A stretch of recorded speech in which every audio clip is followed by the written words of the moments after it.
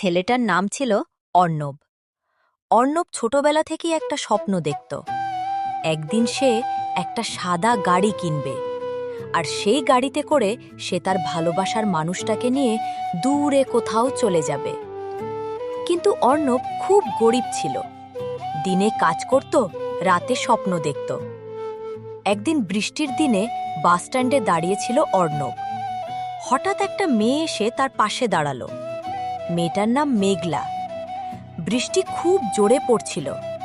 অর্ণব হেসে বলল, একদিন যদি আমার গাড়ি হয়, আমি কাউকে বৃষ্টিতে দাঁড়াতে দেব না।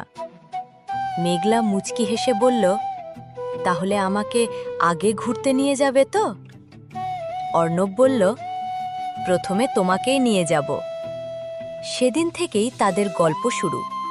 কিন্তু কিছুদিন পরে মেঘলার পরিবার তাকে অন্য শহরে নিয়ে গেল।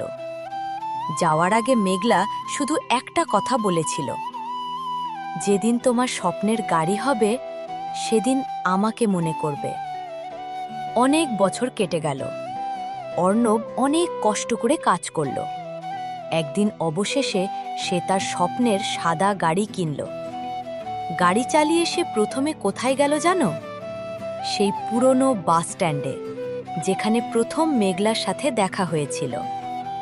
হঠাৎ সে দেখল একটা মেয়ে বৃষ্টির মধ্যে দাঁড়িয়ে আছে। মেয়েটা ধীরে ধীরে গাড়ির দিকে তাকালো।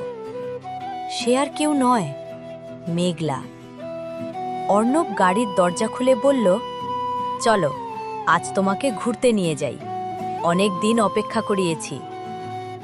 মেঘলার চোখে জল এসে গেল। সে বলল, আমি জানতাম তুমি একদিন আসবে।